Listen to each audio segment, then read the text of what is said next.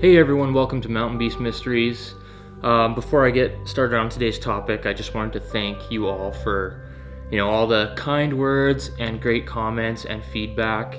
I really appreciate the support, and because of that, I'm going to keep pushing extremely hard with the YouTube thing and try to give you as much content as possible. So thank you very much. Today's topic is a little bit different, but on the same topic of Bigfoot. It was mentioned that I should do a video on some of the equipment or gear that I would use out in the field.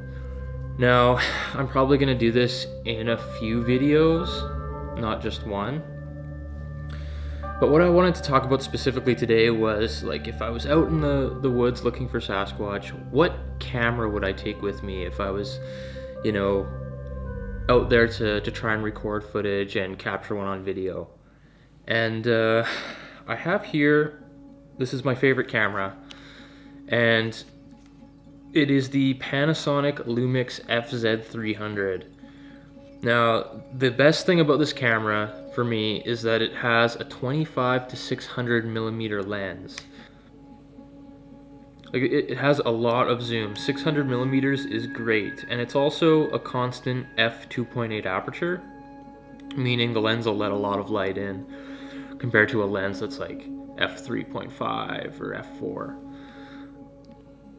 And yeah, it is weather sealed to a degree, so you can have it out in the bush, it can get water droplets on it, it can get dust on it, and it shouldn't affect the camera at all. And it also shoots 4K video. Now, the good thing about 4K is that you get 4 times the resolution as regular 1080p high definition, and that's great. It also shoots 1080p in 60 frames a second, which, I've always had this debate in my mind, what would be the best setting to be shooting if I was going to capture a Bigfoot on film? Should I shoot it in 1080 at 60 frames a second, or should I shoot it at 4K at like 24 or 30 frames a second? And I think the extra resolution would be more beneficial than the extra frames. The extra frames, they give you more images, I guess, and more stills. But the resolution you could really zoom in on and get like much clearer picture and a lot more detail. And I think that's a lot more important when filming a Sasquatch than the extra frames. So yeah, so 4K, weather sealed, a 600 millimeter lens on it. Look how small this thing is. Like, if you were a professional photographer and you had like a Canon DSLR with a 600 millimeter lens on it, that thing would be massive and super heavy. And this camera can just fit in like a small camera bag. It's got an articulating screen on it, which is sweet. But yeah, you could probably get it for like $650, which is a pretty good deal in my opinion. And yeah, no, it's a good all-around camera, and I highly recommend it to anyone. Now, a second piece of equipment that you should have if you're trying to capture Bigfoot or record Bigfoot is this. This is a Zoom H1 audio recorder, and it records stereo sound, so from basically all around you, not just like in front of you as a directional mic would. So you could, like, with a fresh battery and a big memory card, you could have this thing just running all the time. Because you're not going to know when a Sasquatch is about to make a call or any sort of sound.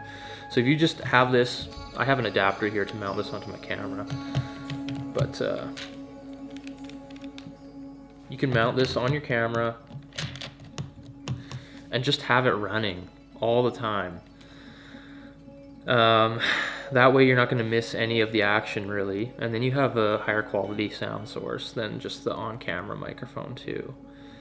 But yeah, this is what I take with me when I'm out hiking, because I can zoom in so far, I can get super crisp 4K video, and it's in a small lightweight package. I don't know, it's just all around excellent, and I highly recommend it. Downside, it seems to go through batteries really fast, especially when you're shooting 4K, so if you're gonna get a camera like this, get extra batteries. Get like 4 or 5 extra batteries. It takes 12 megapixel photos, not the highest resolution, but 12 megapixels should be good for just about anyone, unless you're making like extremely large prints of photos. But you know, the good thing about 12 megapixels is that you're saving space on your hard drives and on your computers, and it just makes working with it a lot easier. Other than that, yeah, if you're looking into getting a camera for your hikes when you're out in the field doing Sasquatch research, or just hoping to get something on film, this is probably the best camera for the money.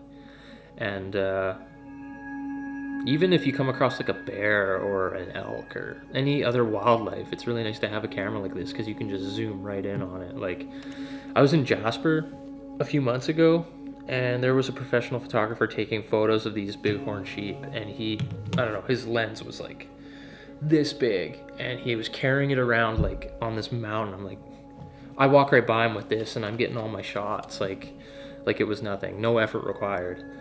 He was probably looking at me like I'm an amateur and an idiot because I have a little tiny camera like this, but the joke's on him because, you know, I wasn't exhausted carrying my camera up the mountain.